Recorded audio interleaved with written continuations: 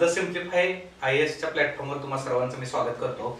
आपण the simplify IAS च्या वतीनं महाराष्ट्र राज्यपत्रित व गट क पूर्व परीक्षेच्या दृष्टीनं आपण एक बॅच लॉन्च केली होती। तर त्या अन्वये आपण सध्या करंट अफेअर्सच्या सेशन्स चालू आहेत। तर करंट अफेअर्सच्या या सेशनला मी तुम्हा सर्वांचं स्वागत करतो। आजच्या सेशनला आपण महत्त्वाचे निर्देशांक व अहवाल घेणार आहोत। तर आजच्या सेशनचा पहिला इंडेक्स आपण बघतोय हेनली पासपोर्ट इंडेक्स 2025। तर हेनली पासपोर्ट इंडेक्स 2025 मध्ये भारत 85व्या स्थानी आहे आणि हा पासपोर्ट घेतलेला व्यक्ती 57 देशामध्ये व्हिसा फ्री फिरू शकतो। ठीक आहे। हेनली पासपोर्ट इंडेक्स हा जगातील सर्वात शक्तिशाली पासपोर्टची क्रमवारी जाहीर करत असतोय। तर या वर्षी ही ती जाहीर केलेली आहे। या वर्षीच्या इंडेक्स नुसार सिंगापूर हा पहिल्या स्थानावर आहे आणि हा पासपोर्ट धारक 193 देशामध्ये व्हिसा फ्री फिरू शकतो आणि दुसऱ्या क्रमांकावर जपान आहे। ठीक आहे। तर भारताची परिस्थिती जर बघायला गेला आपण तर 2024 मध्ये 80व्या स्थानी होता आणि आता 2025 मध्ये तो 85व्या स्थानी घसरला आहे। ठीक आहे।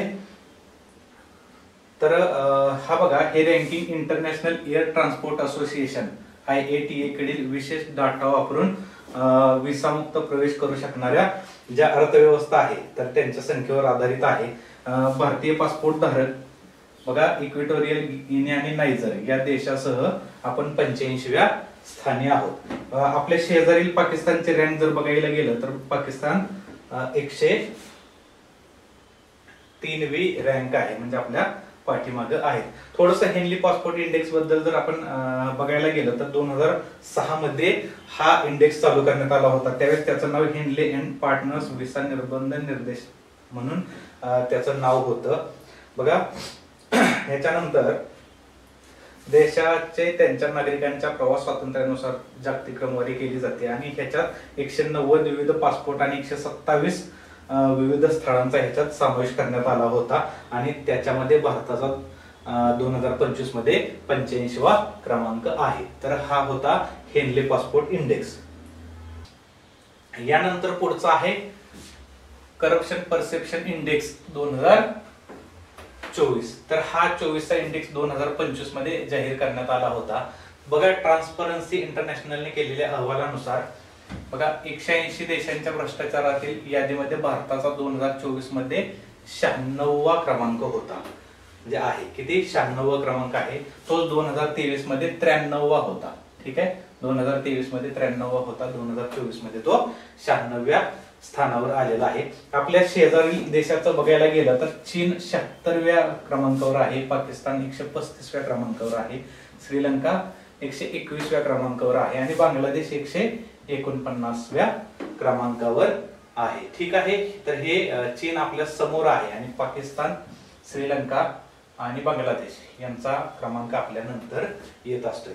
तर जगातील सर्वात कमी भ्रष्टाचार हा डेन्मार्क मध्ये होत आहे। ठीक आहे। दुसऱ्या क्रमांकावर फिनलँड आहे, तिसऱ्या क्रमांकावर सिंगापूर आहे। ठीक आहे। लक्षात ठेवा, डेन्मार्क, फिनलँड, सिंगापूर हे पहिले 3 क्रमांक आहेत आणि सर्वाधिक भ्रष्टाचार हा दक्षिण सुदान, सोमालिया, व्हेनेझुएला, सीरिया आणि येमेन तर या देशामध्ये होत असतो। ह्याच्यात महत्वाचं आहे 2024 मध्ये 96व्या क्रमांकावर भारत आहे आणि 2023 मध्ये तो 93व्या स्थानावर होता। ठीक आहे। भ्रष्टाचार निर्देशांक निश्चित करताना 13 स्रोतांचा वापर केला आहे।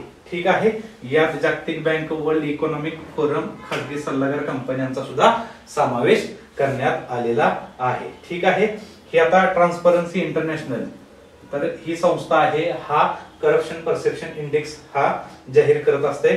तर ही बर्लिन स्थित संस्था आहे। तर हे काय करतं तर 0 ते 100 पर्यंत गुण देतं। ठीक आहे। सर्वाधिक गुण मिळवणारा देश आहे हा प्रामाणिक असतो आणि सर्वाधिक कमी मिळवणारा हा भ्रष्टाचारी देश म्हणून ओळखला जातो। तर भारताचा जे गुण होते ते किती होते 38 गुण होते। 38 गुण होते। याच्यात महत्वाचं लक्षात ठेवण्यासारखं काय तर 2024 मध्ये 96, 2023 मध्ये 93व्या क्रमांकावर होता आणि यावर्षी किंवा 2024 या वर्षी याचं स्थान हे घसरलेलं आहे। ठीक आहे। तर हे झालं आपलं करप्शन परसेप्शन इंडेक्स। ठीक आहे. याच्यानंतर पुढचा आहे लोकशाही निर्देशांक. ठीक आहे, डेमोक्रेसी इंडेक्स 2024. ठीक आहे. बघा इकॉनॉमिस्ट इंटेलिजन्स युनिट अर्थात EIU यांनी 2024 सालासाठी लोकशाही निर्देशांक जाहीर केलेला आहे. तर याच्यात बघा 167 देश आणि 2 प्रदेशामधील लोकशाहीतील ट्रेंड मूल्यांकन करणारा हा अहवाल त्यांनी प्रसिद्ध केलेला आहे. यामध्ये बघा भारताला 41वे स्थान देण्यात आलेलं आहे. कितवं स्थान देण्यात आलेलं आहे? 41वे स्थान देण्यात आलेलं आहे. तर याच्यात पाकिस्तानचं 124वे स्थान आहे. ठीक आहे, किती आहे? 124वे स्थान आणि आपलं आहे ते 41वे स्थान आहे. ज्यावेळेस पाकिस्तानला 124व्या स्थानावर ठेवलं तर त्याचा गुण होते 2.84 आणि याला लोकशाहीऐवजी हुकुमशाही राजवट म्हणून वर्गीकृत करण्यात आलेला आहे. ठीक आहे, हुकुमशाहीकडे चाललेला देश, त्यामुळे हुकुमशाही राजवट म्हणून वर्गीकृत करण्यात आलेला आहे. हा निर्देशांक तयार करण्यासाठी निवडणूक प्रक्रिया, सरकारी कामकाज, राजकीय सहभाग, राजकीय संस्कृती, नागरी स्वातंत्र्य ह्या सर्व गोष्टींचा विचार केला जातो किंवा या सर्व गोष्टी विचारात घेतल्या जातात. ठीक आहे. याच्यात बघा पाकिस्तान, बांगलादेश, भारत यासारख्या देशामध्ये लोकशाही प्रक्रियांना गंभीर धोके आहेत. तर असं या अहवालात नमूद करण्यात आलं आहे. जवळजवळ 40% लोक आता हुकुमशाही राजवटीखाली जगत आहेत. 60 देशांना हुकुमशाही राजवटी म्हणून वर्गीकृत करण्यात आलेलं आहे. ठीक आहे. ह्या इंडेक्स मध्ये काय काय नमूद करण्यात आलेलं आहे तर हे थोडस याच्यात सांगितलेलं आहे. तर अजून काय नमूद करण्यात आले आहे? आशियातील देशाच्या सरासरी गुणामध्ये सातत्याने घट होत आहे. ठीक आहे, गुणामध्ये काय होती? घट होती, ज्यामध्ये पाकिस्तान, बांगलादेश आणि दक्षिण कोरियामध्ये सर्वाधिक जास्त घट दिसून आलेली आहे. तर हे सर्व आपल्या लोकशाही निर्देशांकाबद्दल आहे. तर भारताचं स्थान 41वे आहे आणि आपल्या शेजारचा पाकिस्तान आहे तो 124व्या स्थानावर आहे. हे याच्यातलं लक्षात ठेवा. ठीक आहे. याच्यानंतर बघा global innovation index. Global innovation index. ठीक आहे. बघा ग्लोबल इनोव्हेशन इंडेक्स आहे हे प्रकाशित कोण करतंय? तर जागतिक बौद्धिक संपदा संघटना. ठीक आहे, विपो. ठीक आहे, वर्ल्ड इंटेलेक्चुअल प्रॉपर्टी ऑर्गनायझेशन. ठीक आहे, तर ही संस्था आहे हे प्रकाशित करत असते. बघा 2025 मध्ये भारताचं स्थान किती आहे? 38वे. ठीक आहे, ग्लोबल इनोव्हेशन इंडेक्स मध्ये भारताचं जे स्थान आहे ते 2025 मध्ये 38वे आहे. 2024 मध्ये ते 39वे होतं. ठीक आहे, 2024 मध्ये 39वे होतं, 2025 मध्ये ते 38वे झालेलं आहे. भारताचा ग्लोबल इनोव्हेशन इंडेक्स स्कोर किती आहे? तर 38.2 आहे. किती आहे? 38.2 आहे. पहिला क्रमांक स्वित्झर्लंड आणि शेवटचा क्रमांक नायगर. ठीक आहे, हे लक्षात ठेवा. पहिल्यावर स्वित्झर्लंड, शेवटचा नायगर. भारताचा स्कोर, भारताचं ह्या वर्षीचा क्रमांक 38वा आणि मागच्या वर्षीचा क्रमांक 39वा होता. ठीक आहे, हे सर्व आहे ग्लोबल इनोव्हेशन इंडेक्स 2025. ठीक आहे. आता हे बघा जागतिक बौद्धिक संपदा संघटना विपो ज्यांनी हा इंडेक्स दिलेला आहे त्याच्याबद्दल थोडीशी माहिती दिलेली आहे. बघा 1967 म्हणजे स्थापना आहे. भारत 1975 मध्ये सामील झाला आणि ह्याचं कार्य काय आहे? ठीक आहे, बौद्धिक संपदेच्या जागतिक संरक्षणाला प्रोत्साहन देणे आणि संतुलित आंतरराष्ट्रीय IP कायद्यांच्या विकासामध्ये समन्वय साधणे. तर अशी याचे कार्य आहे. त्याचं मुख्यालय जिनेवाला आहे स्वित्झर्लंड मध्ये आणि यांची प्रकाशनं काय आहेत? तर global innovation index, world intellectual property report. तर हे 2 रिपोर्ट हे प्रकाशित करत असतात. तर हे सर्व झालं ग्लोबल इनोव्हेशन इंडेक्स आणि हा इंडेक्स देणाऱ्या विपो या संस्थेबद्दल आपण माहिती घेतली. आता पुढचा निर्देशांक आहे जागतिक शांतता निर्देशांक. ठीक आहे, ग्लोबल पीस इंडेक्स 2025. तर याच्यात बघा या इंडेक्स मध्ये एकूण 163 देशांचा समावेश होता. त्यामध्ये भारताचा क्रमांक 115वा आहे. ठीक आहे, बघा जागतिक शांतता निर्देशांक 2025 मध्ये भारताचा क्रमांक 115वा आहे. ठीक आहे, बघा याच्यात institute for economic and peace ने 2025 चा हा इंडेक्स जाहीर केलेला आहे. कोणी केलेला आहे? Institute for economic and peace या संस्थेने हा इंडेक्स जाहीर केलेला आहे. तर या इंडेक्स नुसार आइसलँड हा जगातील सर्वात शांत व सुरक्षित देश बनला आहे. आइसलँड हा जगातील सर्वात शांत आणि सुरक्षित देश बनला आहे. पण 2008 पासून सलग पहिल्या स्थानावर आहे हा देश. कधीपासून आहे? 2008 पासून. आइसलँड हा 2008 पासून जागतिक शांतता निर्देशांकामध्ये पहिल्या क्रमांकावर आहे. ठीक आहे, हा निर्देशांक काय करतो, जगातील सर्वात शांत व सुरक्षित देशांची माहिती देतो. कुठल्या जगातील सर्वात शांत आणि सुरक्षित देशांची माहिती देत असतो. या अहवालात हिंसा, गुन्हेगारी, युद्धाची परिस्थिती आणि शेजारील देशाशी असलेले संबंध ह्या सर्व निकषांचा अवलंब करून त्याच्यानुसार ही क्रमवारी देण्यात आलेली असते. 2025 चा जो इंडेक्स आहे या 3 मुख्य बाबीवर आधारित आहे: सामाजिक सुरक्षा, देशांतर्गत आणि आंतरराष्ट्रीय संघर्ष आणि लष्करी खर्च. तर या 3 मुख्य बाबीवर हा जो इंडेक्स आहे हा तयार केलेला आहे. आइसलँड नंतर बघा Ireland, New Zealand, Finland, Austria, Switzerland, Singapore, Portugal, Denmark आणि स्लोवेनिया. तर हे देश शांततेचे ज्या क्रमवारी आहेत याच्यावर पहिल्या 10 मध्ये आहेत. पाकिस्तानचा क्रमांक 144 आहे. बघा भारताचा क्रमांक किती आहे, 115 आहे. पाकिस्तानचा किती आहे, 144 आहे. ठीक आहे, म्हणजे पाकिस्तान हा भारताच्या खाली आहे. त्याच्यानंतर Russia, Ukraine, Sudan, Congo, Yemen यासारखे देश या यादीत सर्वात खालच्या स्थानी आहे. आपल्याला माहिती आहे रशिया युक्रेन मध्ये युद्ध चालू आहे सध्या, तिथं थोडस कलह चालू असल्यामुळे ह्यांचा क्रमांक खाली आहे. त्याचबरोबर येमेन, सुदान, कांगो हेही अशांत असणारे देश आहेत, त्यामुळे यांचाही क्रमांक या जागतिक शांतता निर्देशांकात खालच्या स्तरावर आहे. तर हा झाला जागतिक शांतता निर्देशांक 2025. यानंतर आपण पुढचा अहवाल बघूया. बघा जागतिक आनंद अहवाल. ठीक आहे, जागतिक आनंद अहवाल 2025 वर्ल्ड हॅपीनेस रिपोर्ट.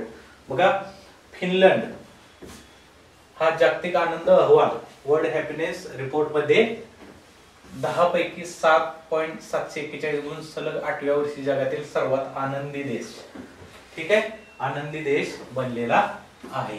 ठीक आहे, आता हा अहवाल जगातील 140 हून अधिक देशातील लोकांच्या समाधानाचे मूल्यांकन करतो. किती, 140 हून अधिक देशाचे जे देशातील लोक आहे याच्या समाधानाचे मूल्यांकन करत असतोय.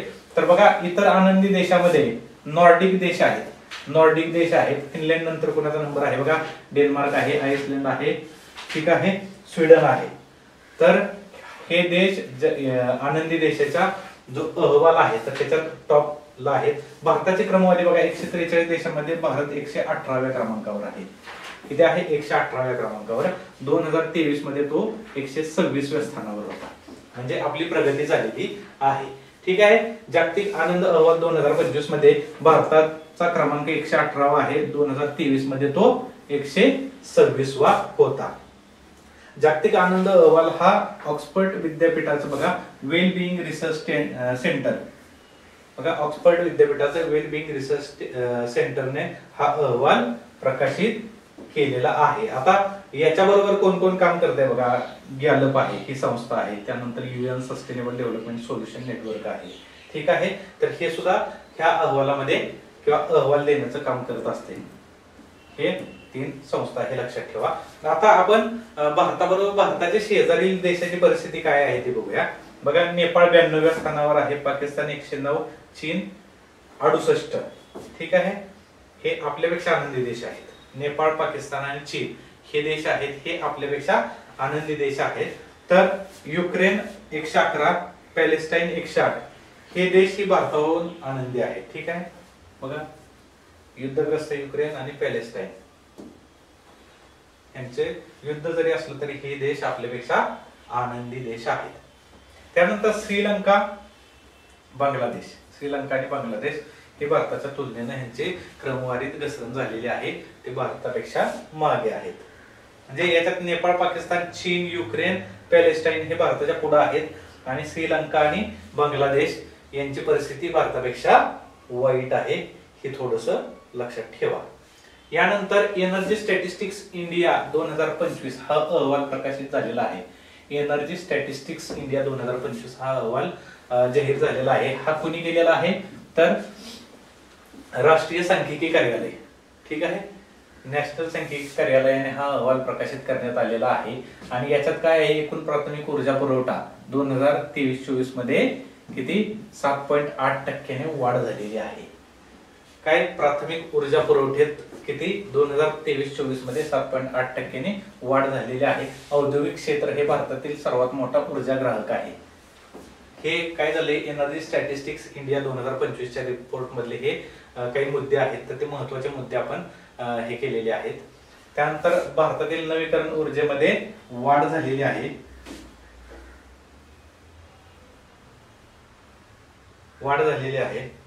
तर त्यात बघा, नवीकरण ऊर्जा क्षमता भारताची 21 लाख मेगावॅट आहे. किती? 21 लाख मेगावॅट आहे. त्यामध्ये पवन ऊर्जा 55%, सौर ऊर्जा 37.5%, जलविद्युत आहे हे 6.4% आणि इतर 2.6%. असं नवीकरण ऊर्जा क्षमता आणि त्याच्यातलं प्रत्येक घटकाचं पर्सेंटेज आहे.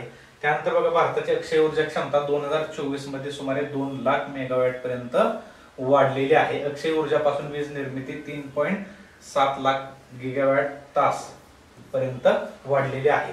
आणि अक्षय ऊर्जेत राज्यनिहाय आकडेवारी जर बघितली आपण, तर राजस्थान पहिल्या क्रमांकावर, महाराष्ट्र दुसऱ्या क्रमांकावर, गुजरात तिसऱ्या आणि कर्नाटक चौथ्या.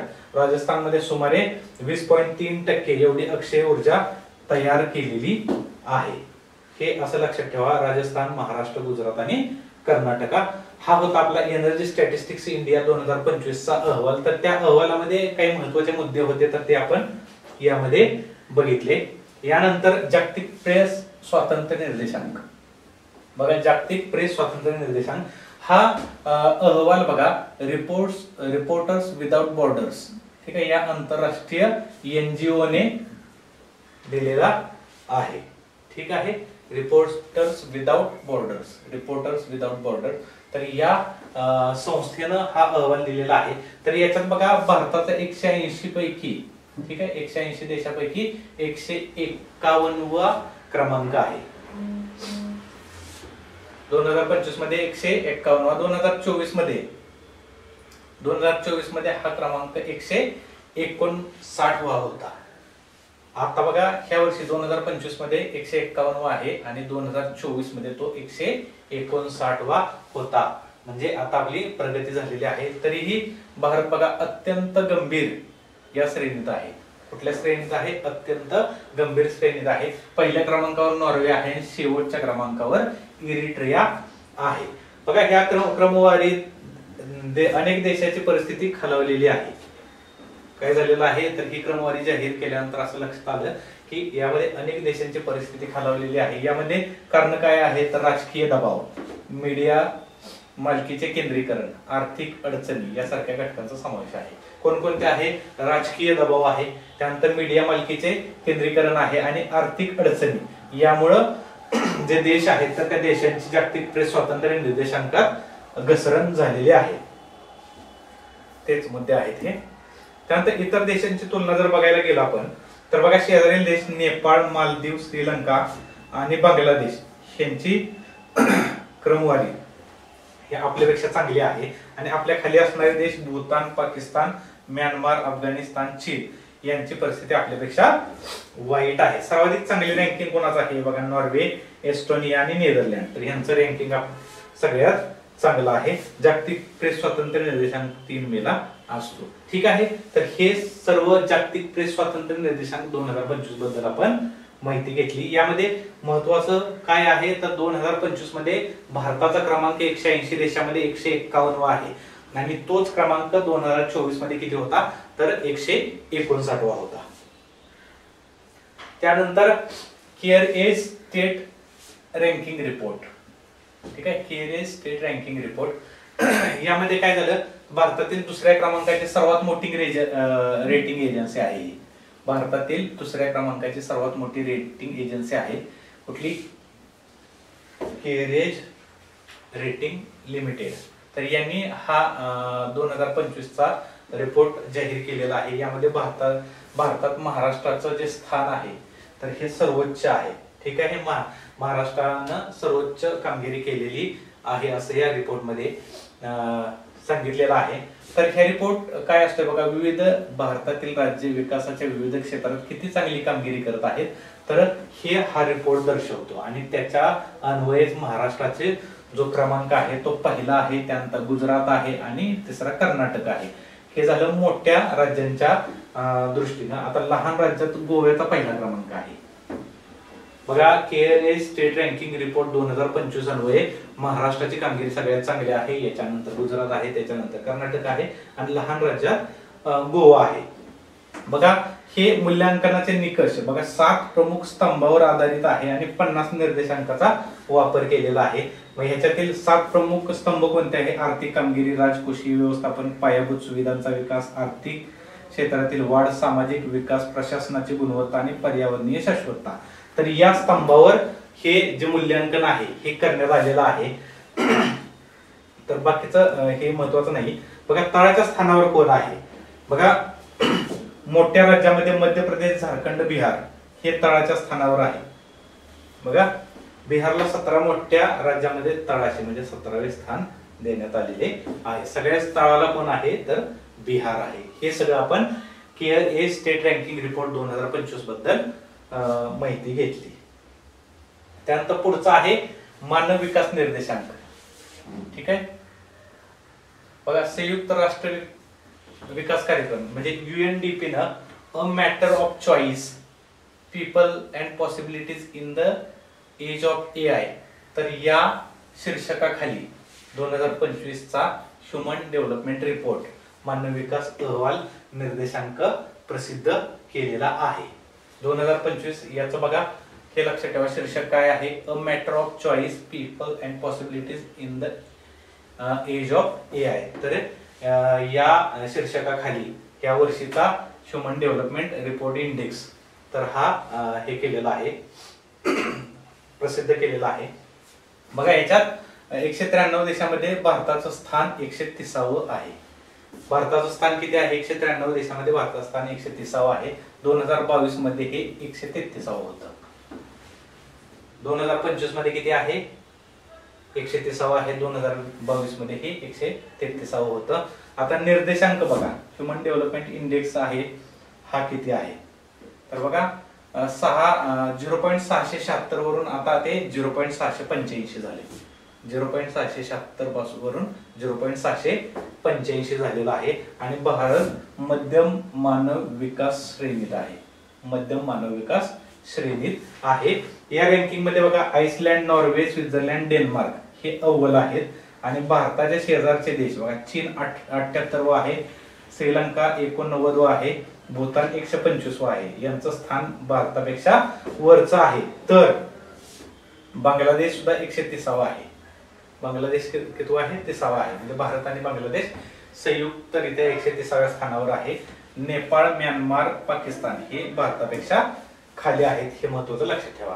आपल्या शेजारील देशांची परिस्थिती कशी आहे, भारताची परिस्थिती प्लस आपल्या शेजारच्या देशाची परिस्थिती कशी आहे हे आपल्याला माहित असणं गरजेचं आहे. आइसलँड पहिल्या स्थानावर आहे तर दक्षिण सुदान हा शेवटच्या क्रमांकावर आहे. आता जागतिक ट्रेंड माहित असणं गरजेचं आहे. जागतिक ट्रेंड कसा आहे तर जगातील जागतिक स्तरावर 1990 पासून मानवी विकासाची प्रगती सर्वात मंद गतीने होत आहे.